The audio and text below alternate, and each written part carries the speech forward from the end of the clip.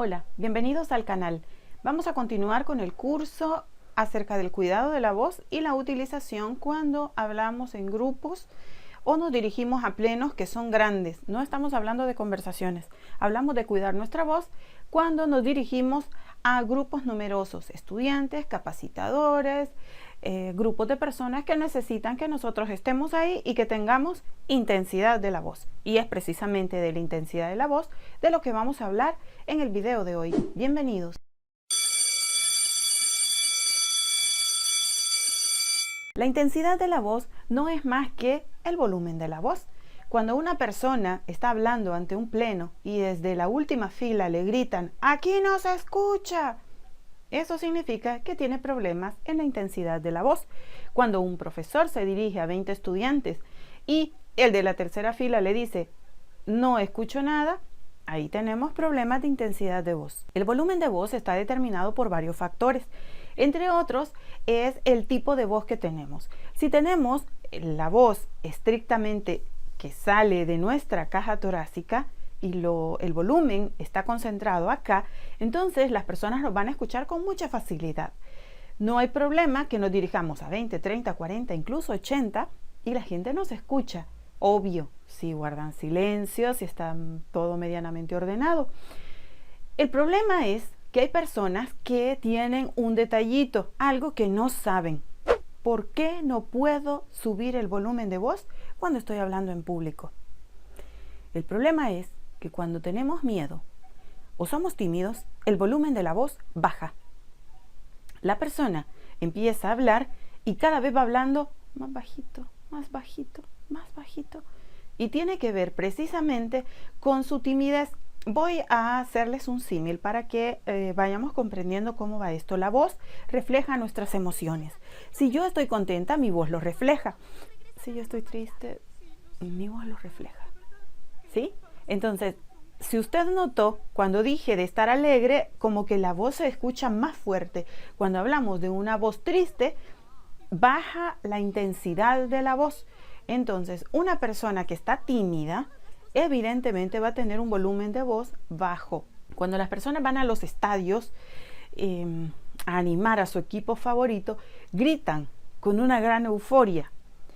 Pero si usted va a un funeral, casi todas las personas que están ahí hablan en tono bajito, porque se supone que así debe ser.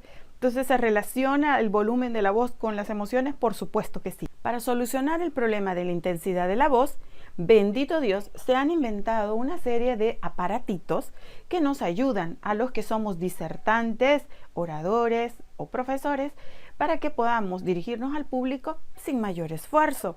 Esos son los micrófonos. Los micrófonos, como pueden ustedes observar, los hay de diversos estilos y tamaños.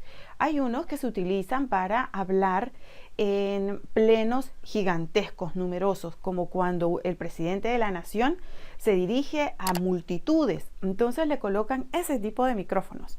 También existen los micrófonos que utilizan los actores de doblaje, que llevan dos tipos de filtro. Eso sirve para modular y captar los tonos de voz que se necesita, como esos, que no son igual a los que utilizamos los oradores, porque los que utilizamos los oradores tienen una recepción baja para espacios generalmente pequeños, por ejemplo, salones de hotel, salas de conferencia. Entonces son pequeños y están estructurados de manera que suenen en espacios no plenos, abiertos, como lo sería un estadio, por ejemplo. Cuando vamos a un estadio y hacen los anuncios, generalmente esa voz se escucha como con eco. Este es otro tipo de micrófono para otro tipo de espacios. ¿Nos estamos entendiendo? Bien. En este momento yo estoy usando un micrófono de solapa que contribuye a que la voz se escuche mucho mejor que cuando no lo utilizo. Cuando no lo utilizo, entonces la voz se escucha más dispersa y en lugar de captar el sonido de mi voz, ustedes van a escuchar perros, motocicletas, autos, aviones, cualquier ruido de alrededor. Todo eso está perfecto, lo del micrófono, pero hay detalles a cubrir. Por ejemplo, cuando una persona, vamos a suponer un sindicalista o un político, se dirige a un grupo de gente y quieren enardecer las masas y quieren hacer que la gente se sienta como motivada, Entonces empiezan a dar de gritos en el micrófono. Compañeros trabajadores. Hay una cantidad de bocinas que no sería necesario que gritaran tanto, porque le van a escuchar igual, pero la intensidad de la voz se sube adrede con la finalidad de hacer que toda la colectividad ahí presente se emocione. Entonces gritan, vencer o morir, y la gente se enardece. Lo mismo pasa cuando hacen cultos evangélicos, reuniones religiosas de cualquier denominación. Se tiende a gritar aunque tengan micrófono, porque la idea es hacer que las masas se alboroten. ¿Qué pasa con un profesor que grita? Muy bien, ahí no hay enardecimiento de las masas, sino ganas de salir corriendo e irnos. Entonces un profesor debe saber cómo se dirige al público cuando tiene un micrófono. Y eso es lo que te voy a enseñar antes de que se termine el video. El micrófono que sostienen los profesores cuando hablan, generalmente lo hacen de manera equivocada. Primero, porque los profesores no usamos un micrófono en la cotidianidad de nuestro trabajo. Los noteros o los reporteros, los periodistas, saben cómo hacerlo. Entonces, si usted no tiene quien le enseñe, observe cómo lo hacen ellos. Lo toman de esta forma y lo hacen hacia su cuerpo. Si yo lo sostengo así, en poco momento me va a empezar a temblar la mano, porque no puedo estar sosteniendo con fuerza el micrófono y tener la mano en el aire. Entonces tengo que tenerlo pegado a mi cuerpo. Tampoco lo tengo que tener de esta manera porque tapo la boca y parte de mi cara. Entonces tengo que tenerlo en una posición así. No es un helado, no tiene por qué estar pegado a mi boca. Entonces el micrófono debe estar colocado de forma tal que el aire que expulso cuando yo hablo no suene en la base del micrófono, porque entonces se va a escuchar un sonido feo, como una especie de ruido sordo que no permite escuchar lo que yo estoy diciendo, como si yo en este momento me pusiera a hacer esto. Ustedes van a escuchar ruido y no lo que yo diga, sino un ruido.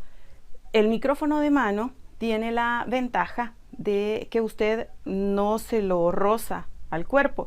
El de solapa, si yo llevo collares, por eso no lo estoy usando en este momento, para que no roce el micrófono. El pelo también roza el micrófono y hace ruido. Un arete muy largo hace ruido. Si estoy haciendo ademanes de más, hace ruido. Entonces tengo que saber que lo tengo ahí y mantener inmovilizada la mano para no arrancármelo. Y ustedes saben cómo somos los docentes con eso de las manos y cómo hacemos muchos ademanes cuando hablamos en público. Ejercicios para la intensidad de la voz. Llene sus mejillas con aire y luego, cuando sienta que las tiene bien estiradas, libérelo de a poquito, como que se está desinflando un globo. De esta forma, los llena de aire y los libera. Haga eso 5 veces antes de empezar a hablar en público. Eso le va a dar volumen, intensidad. Asegúrese que todos lo están escuchando. Prepare el contenido para que usted esté seguro de lo que está diciendo y pueda hablar con su voz normal y tranquilo. No grite, ya se lo he dicho en otros videos anteriores y se lo repito. Y lo último, con 4 dedos, abra su boca, que le quepan los dedos de esta forma, entre el labio superior y el labio inferior, y trate de decir su nombre completo, nombres y apellidos. Saque los dedos y dígalo sin los dedos. Luego vuelva a ponerse los dedos. Ese ejercicio le va a ayudar a que usted pueda tener mejor intensidad cuando está hablando en público. Son ejercicios chiquititos, hay muchos más, pero le doy los básicos y, por favor, trate de relajarse. Cuando estamos relajados se nota y también se proyecta en la intensidad de la voz. Nos vamos a encontrar en el próximo video donde vamos a hablar de los secretos del buen orador. Nos vemos en el próximo. Chao.